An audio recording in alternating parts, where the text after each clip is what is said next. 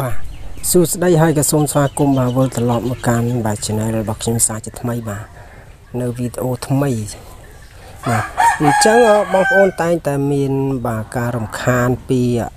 កម្មវិធីឬក៏ app ផ្សេងវា load បាទនៅពេលដែលយើងមើល Facebook មើលអីចឹង YouTube អីហ្នឹងគឺវា load បាទវា load នៅហ្នឹងតែទូរស័ព្ទខ្ញុំអត់មានទេអត់មានកម្មវិធីរំខាននោះទេបាទអញ្ចឹងបងប្អូន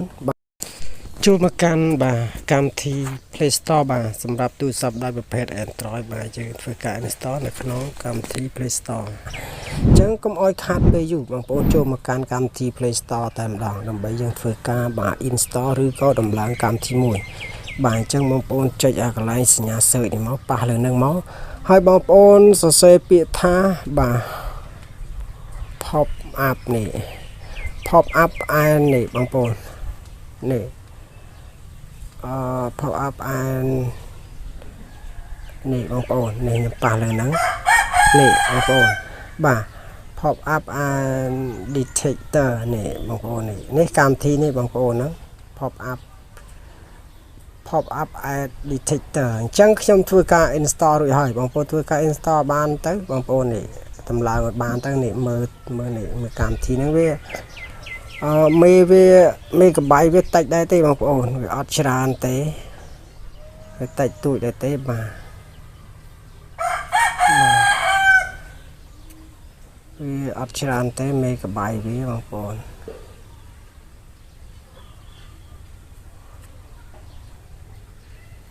បាទអញ្ចឹងបងប្អូនធ្វើការតម្លើងទៅបាទប៉ុន្តែខ្ញុំធ្វើការតម្លើងរួចហើយអញ្ចឹងបងប្អូនតម្លើងបានកម្មវិធីនេះមកបាទអញ្ចឹង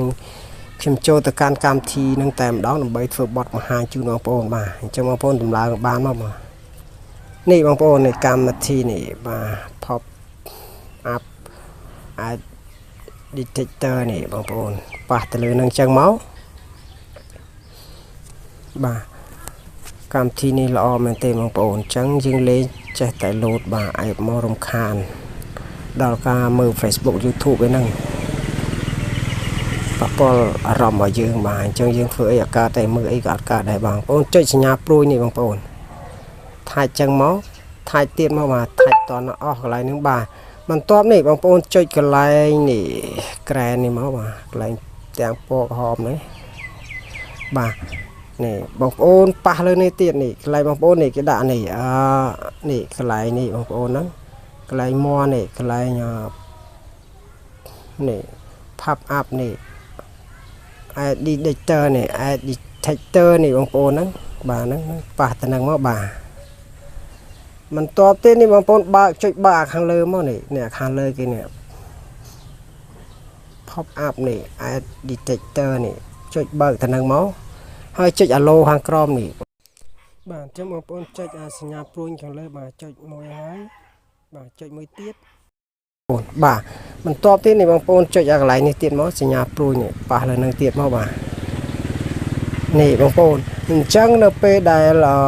បាទនៅពេលដែលបងប្អូននេះកន្លែងនេះគឺវាមានកន្លែងដូចថាបិទចេះបងប្អូនខ្វែងអញ្ចឹងបើសិនជាបងប្អូនចុចបើកមកវាឃើញកម្មវិធីនេះប៉ុន្តែកម្មវិធីនេះខ្ញុំកំពុងតែធ្វើការបាទថតវីដេអូ screen ទេនេះខ្ញុំអត់លុបទេហើយបើសិនជាបងប្អូនចុចបើកកន្លែងនេះបងប្អូន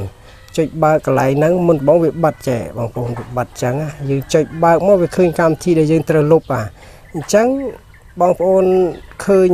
នៅខាងលើចេះបងប្អូនជាកម្មវិធីដែលរំខានហ្នឹងហើយអញ្ចឹងបងប្អូនចុចកន្លែងលុបនេះមកបាទបងប្អូនចុចកន្លែងនេះបងប្អូនចុចអូខេមកលុបប៉ុន្តែខ្ញុំអត់លុបទេដោយសារតែនេះជាកម្មវិធីខ្ញុំកំពុងតែធ្វើតែម្ដងនេះបងប្អូនអញ្ចឹងបើឃើញនៅលើបងប្អូនលុបមកបាទអត់មានបញ្ហាទេបងខ្ញុំធានា 100% បងប្អូនអញ្ចឹងមុនដំបូងគឺវានេះវាបិទភ្នែកអញ្ចឹងបងខ្វែងអញ្ចឹងបងប្អូនចុចបើកទៅនឹងទៀតមកហ្នឹងអាកន្លែងហ្នឹងចុចបើកទៀតមកគឺវាឃើញហ្នឹងណែឃើញកម្មវិធីដែលយើងត្រូវលុបវាកម្មវិធីរំខានបាទ app អញ្ចឹងបងប្អូនលុបដូចខ្ញុំបានបង្ហាញមិញហ្នឹងទៅបាទអញ្ចឹងកម្មវិធីនេះវាបាទអត់មានអីពិបាកនឹងការ download ឬមួយក៏យើងធ្វើការដំឡើងវាបំពេញនៅបាទ អ្វីផ្សេងៗដែលវាដាក់បង្ហាញនឹងទេបាទអញ្ចឹងវីដេអូរបស់ខ្ញុំគឺមានតែប៉ុណ្្នឹងទេបើសិនជាបងប្អូនគិតថាវីដេអូរបស់ខ្ញុំមានអត្ថប្រយោជន៍សូមឲ្យបងប្អូនបាទជួយចុចនៅ Subscribe ម្នាក់មួយផងសម្រាប់បងប្អូនដែលថ្មីហើយសូមកុំភ្លេចបាទជួយចុចបាទ like follow page របស់ខ្ញុំម្នាក់មួយផងដែលខ្ញុំដាក់នៅខាងក្រោមសិនបាទអញ្ចឹងវីដេអូរបស់ខ្ញុំគឺមានតែប៉ុណ្្នឹងទេបាទក៏សូមអរគុណនិងគោរពលា